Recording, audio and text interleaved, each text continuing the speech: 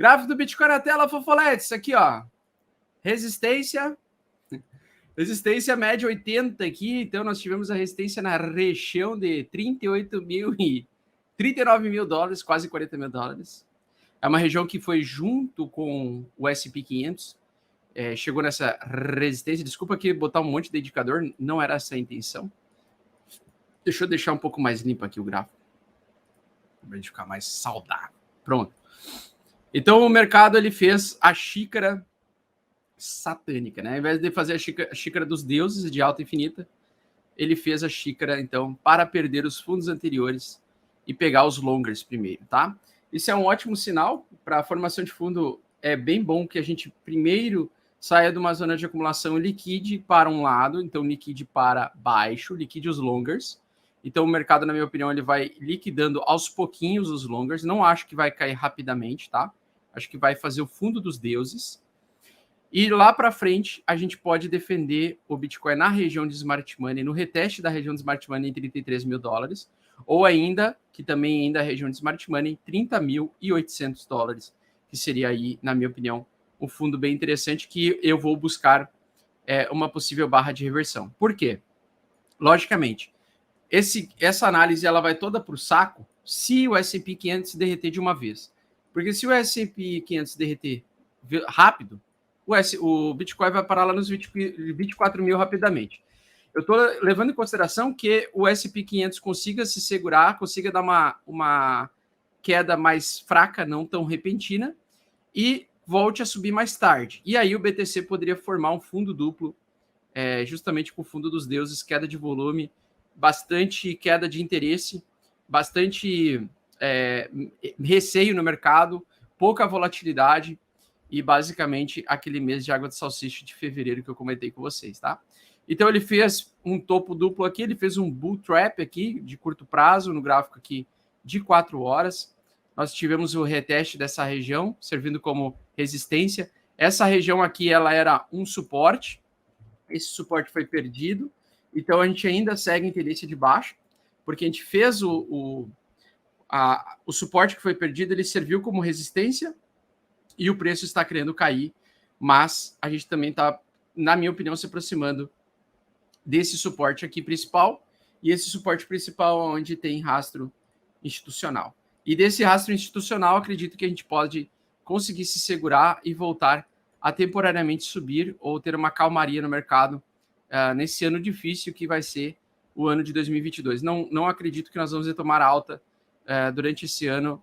E, na minha opinião, enquanto a gente estiver abaixo dos 40 mil dólares, ou seja, enquanto a gente estiver abaixo desse suporte que está servindo como resistência, nós estamos em tendência de baixa, tá? No meu caso, na minha opinião, é lógico que a minha opinião não é absoluta, o pessoal no mercado discorda e seria normal vocês discordarem da minha opinião, mas na minha opinião a gente já está em bear market e a gente tende a cair mais, tá? E ficar com muita dificuldade de passar essa resistência. Inclusive, pessoal, a gente vai fazer agora a Cruz da Morte, que o pessoal chama de Cruz da Morte, né?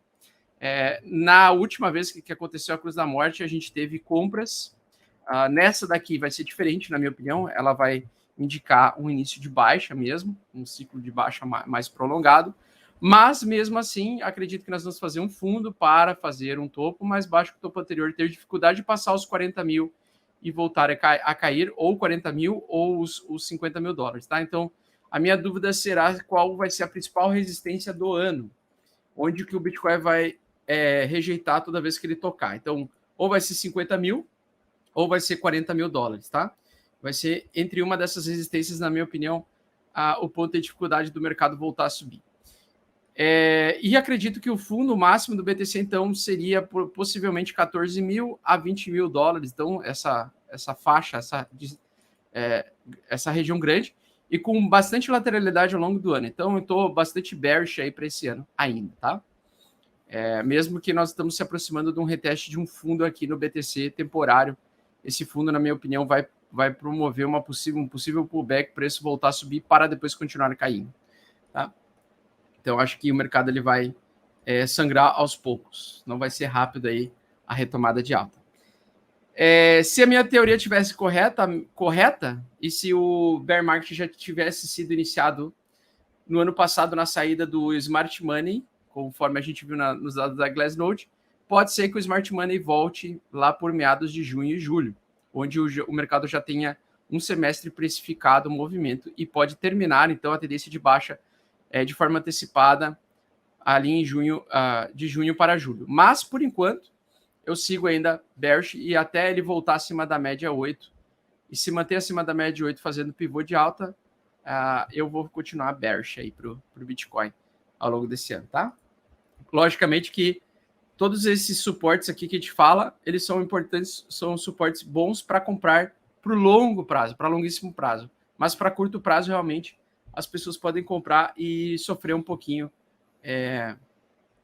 ter um pouquinho de dificuldade de lidar com as fortes emoções de ver o mercado derretendo aos poucos, tá? Bom, pessoal, no gráfico de 4 horas, então, nós tivemos uma tentativa de fazer uma barra de inversão e aí já entregou um pouquinho mais de baixa. O preço está ainda nessa resistência aqui, é uma resistência, na minha opinião, ainda fraquinha por enquanto. Então, a gente tem ainda a possibilidade de perder novamente ao longo do dia aqui um pouquinho mais de valor no Bitcoin. E nas altcoins, então, as altcoins, na minha opinião, elas vão sofrer bastante, tá? A Cardano, pessoal, no gráfico aqui diário, deixa eu dar uma olhada aqui. No gráfico diário, ela virou stablecoin, né? Então, a Cardano, ela vale atualmente $1,05. Ela está mais stablecoin do que o real e o dólar. E ela tinha feito uma ameaça de retomar alta aqui, mas ela está com muita dificuldade, tá? Está com muita dificuldade. E, logicamente, também já está tendo o cruzamento aí das médias móveis para baixo, média de 8 completamente apontando para baixo. Não vejo retomada de alta agora nesse presente momento, pelo menos por enquanto, tá? Não vejo também. E esse é um suporte muito importante, né? Porque se a gente perder esse suporte aqui, o preço vai acelerar rapidamente. Uma coisa que eu quero que vocês prestem atenção na Kardanovska aqui é que ela está em inside bar hoje. Então, ela está numa barra interna. Essa é uma barra interna, antecipando um possível movimento explosivo amanhã, seja para cima ou seja para baixo. Então, toda vez que nós temos uma barra interna, geralmente num dia lateral, como é o dia que nós estamos vivendo hoje, nós temos geralmente um rompimento com bastante volume depois de uma inside bar. Pode acontecer, tá?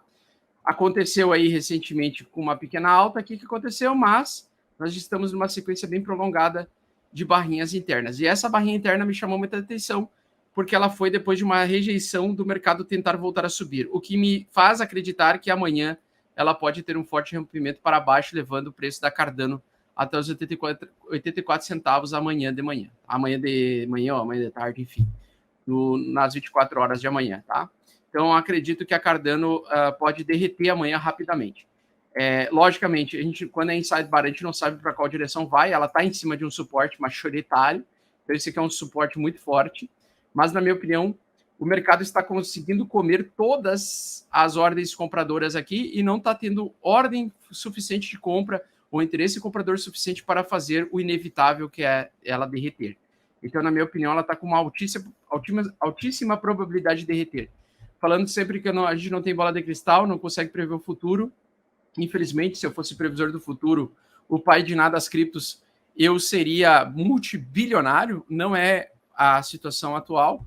Um dia pode até acontecer se eu receber um dom divino, mas eu apostaria em mais queda amanhã com um rompimento forte para baixo para Cardano, tá?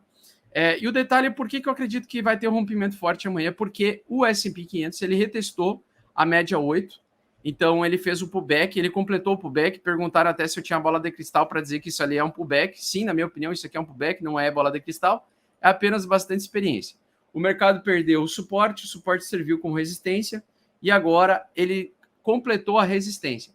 Daqui em diante, na minha opinião, o S&P 500 também pode derreter. Se amanhã o S&P 500 derreter, a Cardano vai derreter junto com o S&P 500 e o Bitcoin também, tá? Então, acredito que amanhã pode ser um dia bem complicadinho para esses mercados. Deixa eu ver uma coisa aqui. A Inside Bar, ela funciona também para o S&P 500, né? Então, aqui para hoje, o S&P 500 foi um dia direcional Então, por exemplo, se ela não for direcional amanhã, pode ser que não sangre tanto, mas se ela for mais um dia direcional, a gente vai ter um sangramento rápido aí na Kardashev também, tá? E aí, a gente falando aí de mercados futuros, para ver se pode ter um short ou long squeeze, acho muito difícil, então não acho que vai ter um movimento forte, por exemplo, no Bitcoin, tá? Por quê? Porque nós não temos uma grande quantidade de open interest ou contratos futuros em aberto. Aqui nós vimos que ainda não foram liquidados em grande quantidade longers, apostadores de alta. Por quê? Porque desde a queda lá do ano passado, de maio do ano passado, a gente não teve uma busca de liquidez tão forte, tá? Então a gente não teve aquela busca de liquidez como vimos aqui. E por isso que a gente ainda poderia ter, em algum momento, um pico de busca de liquidez de longers. Se a gente pegar o TRDR aqui, ó, qualquer altinha, como aconteceu nesses últimos dias, já começa a empolgar as sardinhas satânicas. Nós tivemos agora uma sequência de 5 dias de alta. Agora é alta infinita. Qualquer momento vai ser alta infinita. Aí o que acontece? O pessoal já começa a apostar mais em long, né? Então tá todo mundo já achando que... Tem muita gente achando que a gente já encontrou o fundo do Bitcoin, que já vale a pena comprar, e o pessoal já está abrindo long. Né? O movimento de apostar em alta. E justamente por esse aumento repentino de apostar em alta, é que eu acredito que nós vamos ver ainda um possível long squeeze acontecendo nos próximos semanas. Aí. Porque acredito que o mercado ele vai andar fraquinho ainda, sem muito interesse de alavancagem. As pessoas estão temerosas, não sabem se o mercado vai de fato derreter ou não. Então, acho que não tem grandes players no mercado neste exato momento. E por isso que eu acredito que com o tempo, com o sangramento lento, a gente pode ver um aumento maior de apostadores. E tendo um aumento maior de apostadores, nós podemos ter um short squeeze, um long squeeze, à medida que vai aumentando o número de apostadores no mercado. Então, agora, no momento que nós estamos gravando, está com baixíssimo. O mercado de futuros está baixíssimo, tá? Então, não acho que vai ter um movimento assim muito forte, a menos que o S&P 500 derreta amanhã. Se o S&P 500 derreter amanhã, aí vai tudo derreter. Independente se vai ter bastante apostadores de alta ou bastante apostadores de baixa, enfim, se vai ter bastante gente especulando as volatilidades do mercado, tá?